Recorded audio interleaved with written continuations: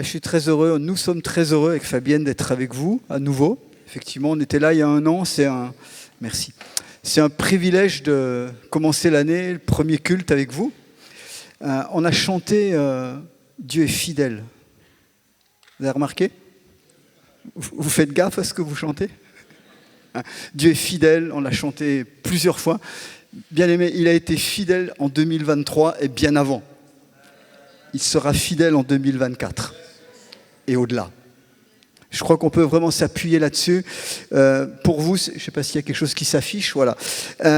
C'est une année de défis, tu viens de le dire. Alors, chaque année, il y a des défis. Mais il y a des années où les défis sont plus importants que d'autres. Et puis, dans nos vies, on passe par des étapes différentes. Et c'est vrai que c'est important d'aborder les choses avec foi. Alors, j'aimerais vraiment simplement dire ceci. Je crois que Dieu veut étendre vos limites. Et c'est mon thème ce soir. Dieu veut étendre vos limites. Il veut étendre nos limites personnelles. Il veut étendre nos limites familiales, communautaires. Nous, le peuple de Dieu. Alors, comment il fait ? Je vais aller droit au but, puisqu'on a un temps serré.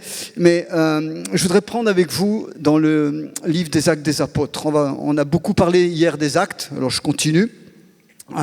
Et je vais vous paraphraser en quelque sorte, si tu peux avancer sur la diapo.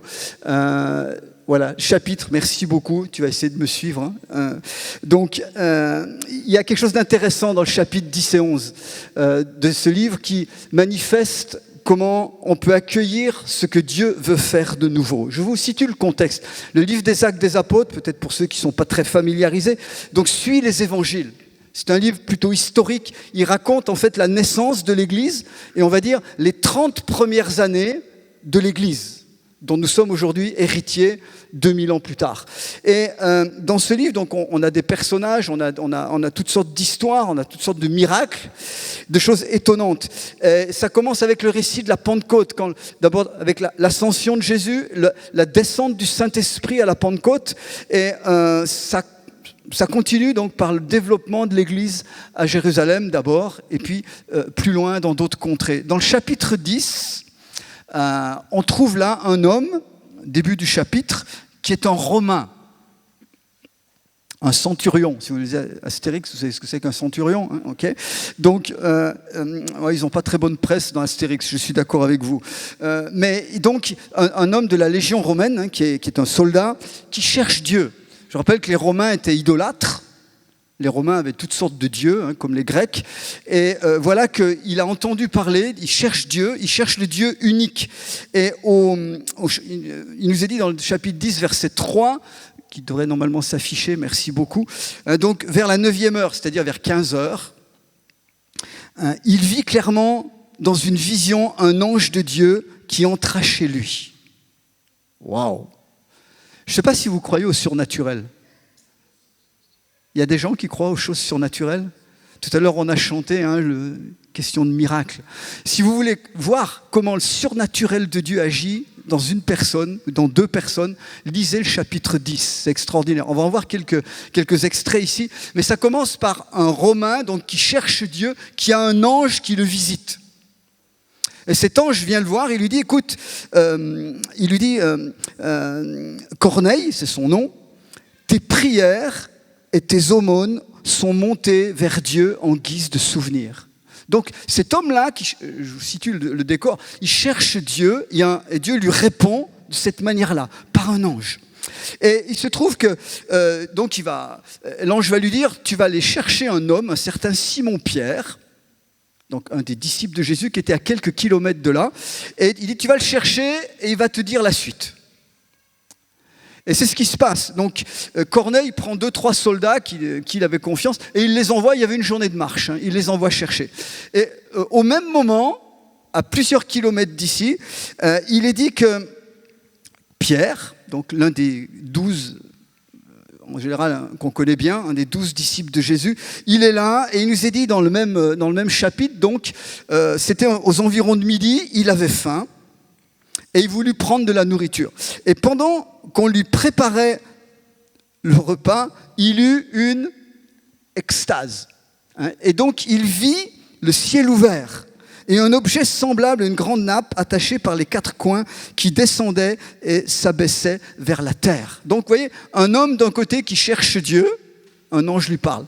De l'autre côté, à une journée de marche, un autre homme qui lui connaît bien Dieu et qui a une vision. Alors, je vous rassure, hein, il ne s'était pas shooté ce jour-là, Simon-Pierre. Il n'a pas pris une petite pilule pour essayer d'avoir des hallucinations. Il a réellement une extase. Ça existe dans la parole de Dieu. Vous savez, le diable est un contrefacteur. C'est quelqu'un qui contrefait les choses que Dieu fait. Et donc, il est très habilement. Aujourd'hui, quand vous parlez d'extase, d'expériences ésotériques, en général, c'est pour des choses qui ne sont pas vraiment du côté de Dieu. Il y a peut-être des gens qui ont vécu ça au milieu de nous, hein, des espèces de transports avec certains produits ou par certaines pratiques occultes. Ça existe dans le monde occulte, mais ça existe aussi dans le monde chrétien, la vraie, l'original. Et là, donc, Pierre, l'extase, donc, Pierre est bien réveillé, et tout d'un coup, il voit une vision qui descend du ciel. Et là, il est en train de voir des animaux impurs, des animaux dans une grande nappe, et il entend une voix qui lui dit « Pierre, tue et mange ». Et c'est là qu'il faut comprendre quelque chose. Pierre est un juif d'origine. Il a connu Jésus. Il a marché avec Jésus, mais il est encore formaté, si vous me permettez l'expression, par toute sa culture. À la fois sa culture humaine, son éducation, mais aussi sa culture religieuse. Et lui, en bon juif, il sait que dans la loi de Moïse, donc qu'on lui a enseigné dans son enfance et qu'il a pratiqué, il sait qu'il y a des animaux purs et impurs. Et c'est pour ça que quand il voit cette grande nappe avec toutes sortes d'animaux, il dit « Moi, je ne mange pas. Je ne tue pas, je ne mange pas, parce que ces animaux sont impurs, c'est Dieu qui l'a dit. C'est Dieu qui l'a écrit. » Et donc, il est là, donc, et puis il entend ça 3 fois. Une 2e fois, une 3e fois. Pierre, tue et mange. Et tout d'un coup, la vision disparaît. Et le verset d'après nous dit que Pierre était là, en train de réfléchir. Il se dit, mais qu'est-ce que ça veut dire? Il sait que ça vient de Dieu. Il y a peut-être des fois, vous avez des rêves, vous avez des choses que Dieu vous donne, puis vous ne comprenez pas sur le coup. Il est là à réfléchir. Et je voudrais que vous compreniez ce qui se passe là. Dieu est en train de lui parler. Et au moment où il est dans son explication, dans son interprétation, c'est à ce moment-là que les 2 ou 3 envoyés soldats de Corneille arrivent et le cherchent. Et ils disent, ils viennent chercher Pierre, et au verset 19, on nous dit, comme Pierre réfléchissait sur la vision, voilà, c'est ça, l'Esprit lui dit, voici, il y a 3 hommes qui te cherchent. Lève-toi et pars avec eux. Et je raccourcis, donc les 3 hommes arrivent, Pierre les voit, ils disent, écoutez les gars, c'est un peu tard, on va dormir, demain on y va. Pierre ne sait pas ce qui se passe, mais ça cogite pendant la nuit. Et Pierre est en train de comprendre que Dieu lui a donné un message. Des païens, donc, encore une fois, la culture de Pierre lui interdisait de mettre les pieds dans la maison d'un non-juif. Et en fait, qu'est-ce qui est en train de se passer? Dieu est en train de faire tomber dans sa tête, dans ses raisonnements, toutes sortes de barrages par lesquels il a été formaté. Pourtant, ce Pierre-là a marché 3 ans avec Jésus. Il a entendu tous les enseignements de Jésus. Il est dit que quand Jésus est ressuscité, je ne sais pas si vous croyez à la résurrection de Jésus, parce que Jésus est mort pour nous. Jésus n'est pas mort pour rien. Il est mort pour nous donner la vie, pour porter nos péchés. Pierre a eu une amère expérience à ce moment-là. Parce que lui qui était si fier d'avoir suivi Jésus 3 ans, au moment où Jésus est condamné, il l'a renié 3 fois. Et Pierre a pleuré, il a vécu une repentance profonde, mais quand il a vu Jésus ressusciter, quand Jésus est revenu après le chercher en lui disant « Pierre, est-ce que tu m'aimes 3 fois ?» Il y a quelque chose qui a été restauré dans son cœur. J'aimerais te dire ce soir, peut-être qu'il y a eu des chutes dans ta vie, peut-être qu'il y a eu des reniements, peut-être qu'il y a eu des douleurs, du rejet, de l'amertume, toutes sortes de choses. Dieu vient toujours te chercher pour te relever. Si tu es prêt à ouvrir ton cœur. Il n'y a rien de trop dur, il n'y a rien de trop méchant que tu aies pu faire ou que tu aies pu vivre ou que tu aies pu subir. Que le Seigneur d'abord est capable de pardonner et ensuite de restaurer dans ta vie. Et Pierre, là donc, il a été restauré par Jésus. Il a entendu Jésus sur la montagne. Au moment où Jésus remontait au ciel, Jésus a dit « Allez, faites des disciples dans toutes les nations. » Pierre a bien entendu ça. Et puis, Pierre a vécu quelques temps plus tard la Pentecôte. Il a été rempli du Saint-Esprit, c'est même lui qui s'est levé le jour de la Pentecôte, qui a prêché, qui a expliqué à la foule ce qui était en train de se passer. Et par son message, 3000 personnes sont baptisées le soir même. Pierre a vu tout ça. Il a vu des miracles.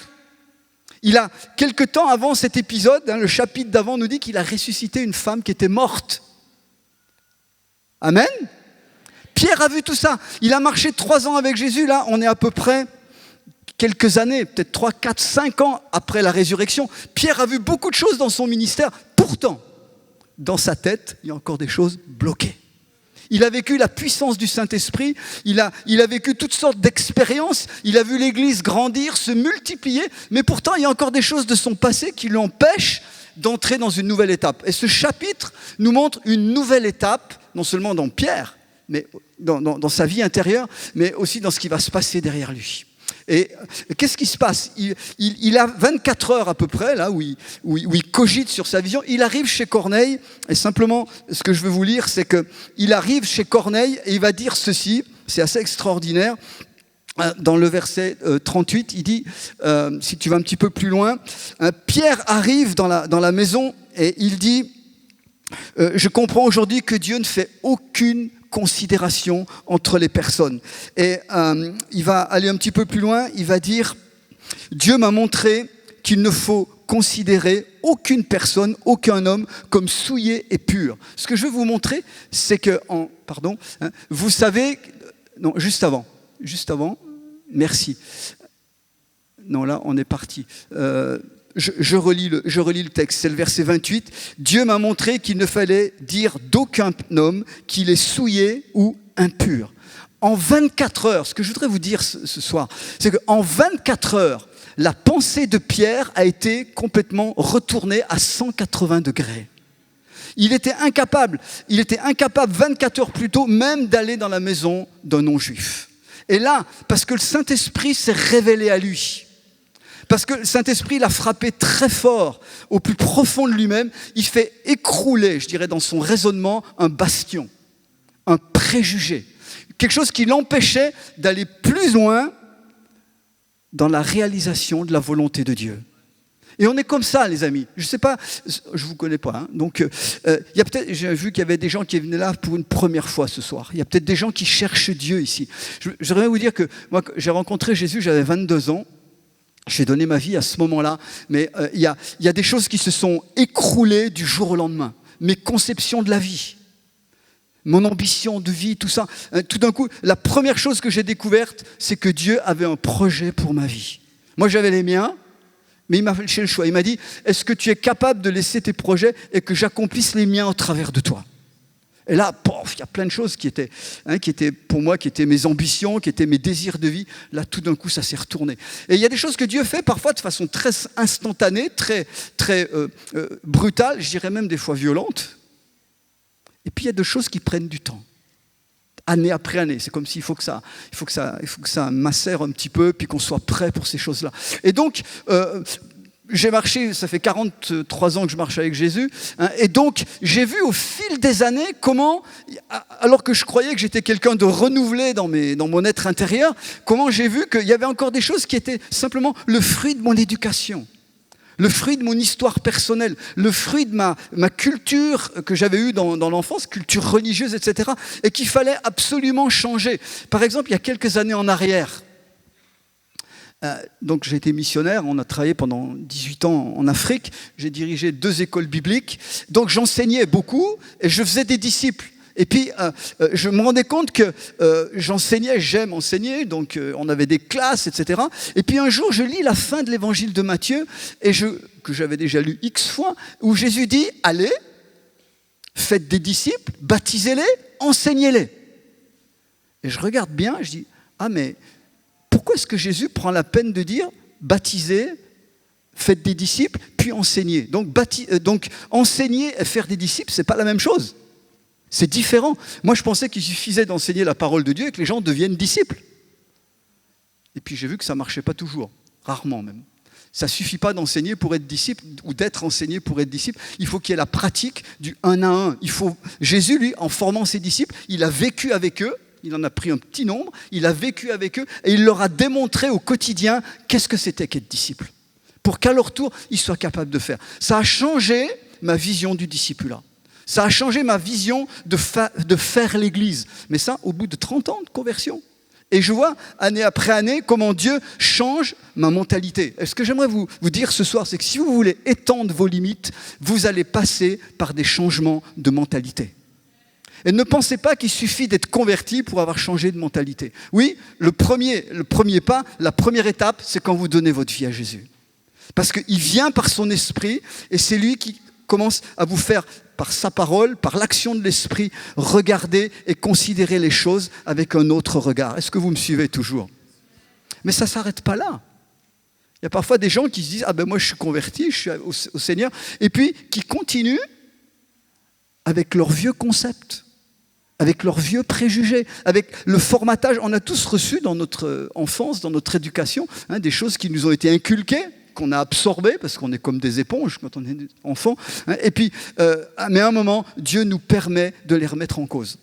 Ce qu'on voit dans cet épisode, c'est que Pierre a été transformé. Alors lui, il y a eu une révélation spectaculaire.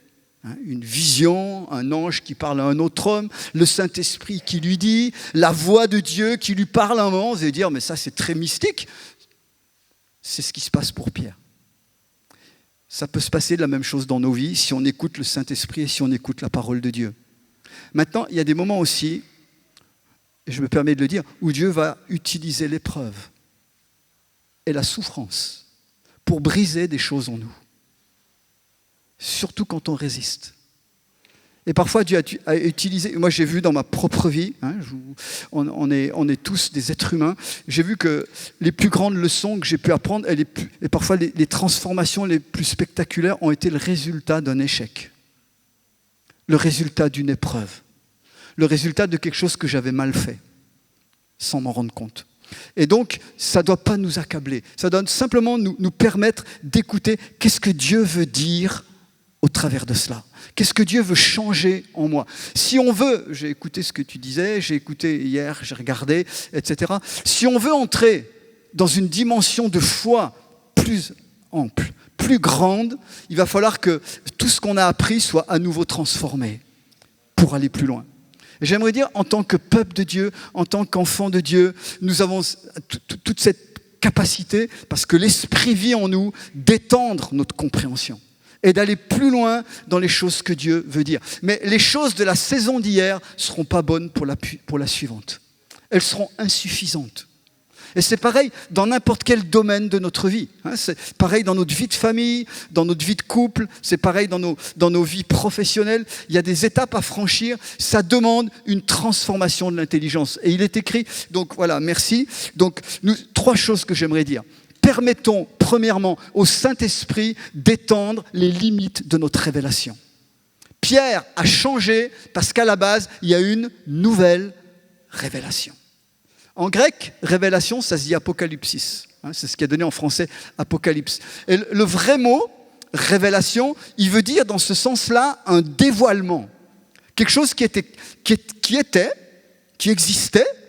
En soi, il n'y a pas de nouvelle révélation. Toute la révélation, elle est là-dedans, dans la parole. Simplement, à certains moments, Dieu enlève un voile que nous avions malgré nous pour nous révéler quelque chose de plus profond. C'est ce que c'est le mot apocalypse, en français qui a donné un mot catastrophiste, etc. Mais dans l'original, c'est un mot qui veut dire donc une révélation, un dévoilement.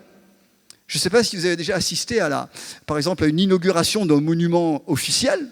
La statue ou le monument est caché.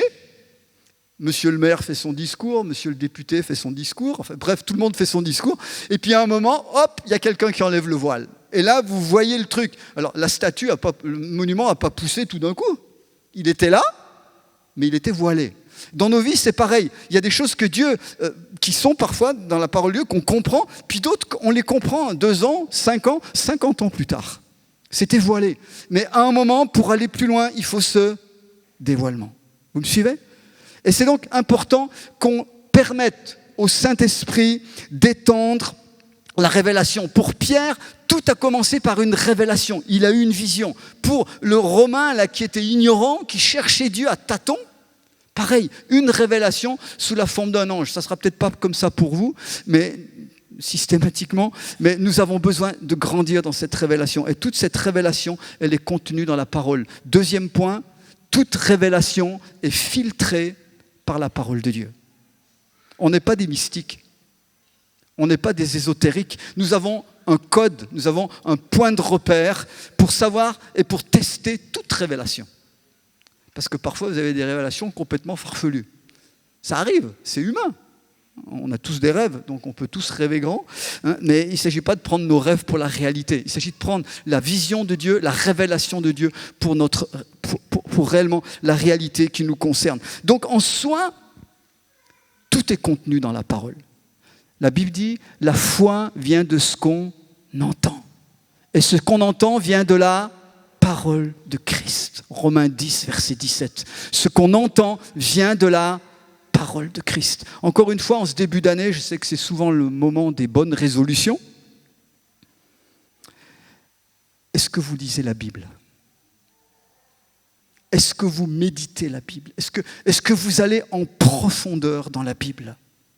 C'est là qui est toute source de révélation. Le Saint-Esprit ne fait que prendre le matériau brut qui est là pour nous l'apporter et nous le dévoiler et nous le révéler dans toute sa profondeur. Amen.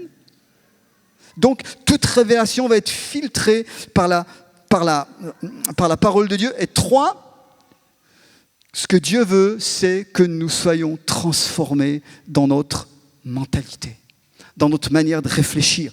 Donc, la Bible appelle ça le renouvellement de l'intelligence. Romains 12, c'est le verset qui doit être affiché derrière.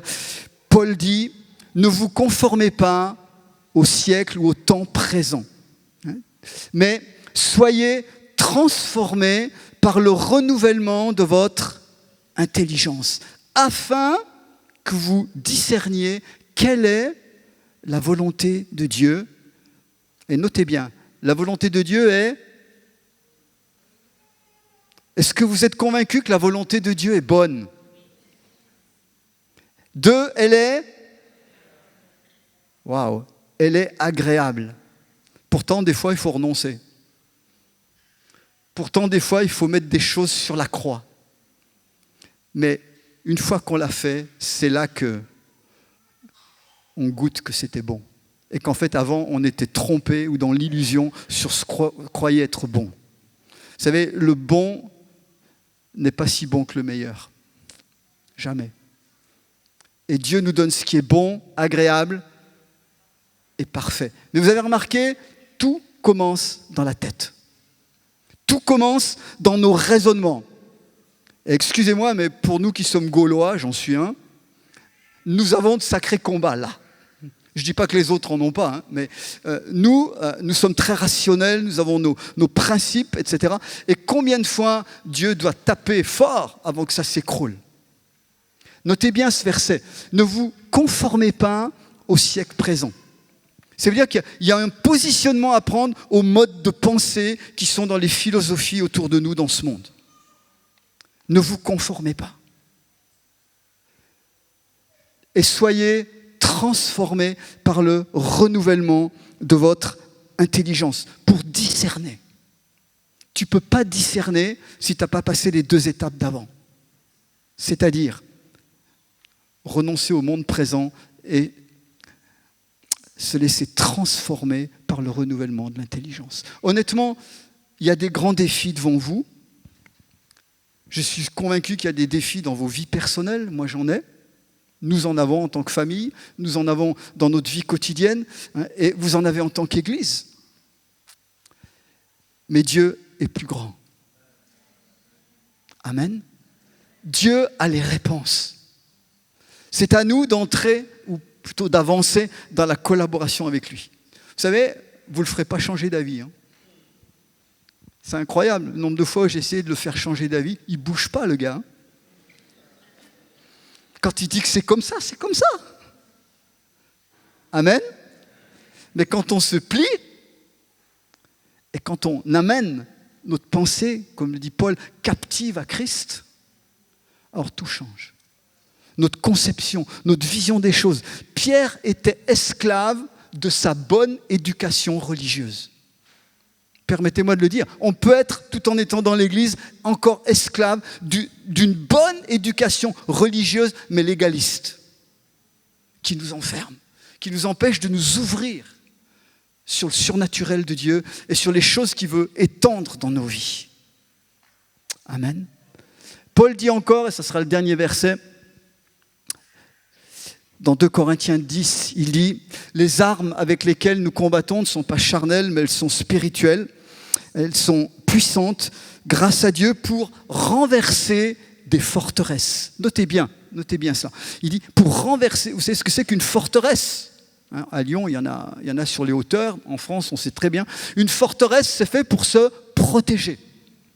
C'est des murailles énormes qui entourent un château ou qui entourent une ville pour la protéger. Et Paul dit, il ajoute, quand il parle de forteresse, il dit « Nous renversons des raisonnements. » Et toute hauteur, tout obstacle qui s'élève contre la connaissance de Dieu.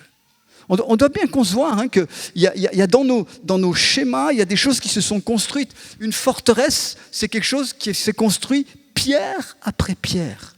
Ça a mis du temps. Et dans nos vies, c'est pareil. Parfois, dans notre enfance, selon ce qu'on a souffert, selon comment on a été élevé, par qui, etc., il y a des choses qu'on a construites. En fait, quand on se sentait menacé, on a construit des choses pour nous protéger. Et pendant un temps, ça a pu nous protéger.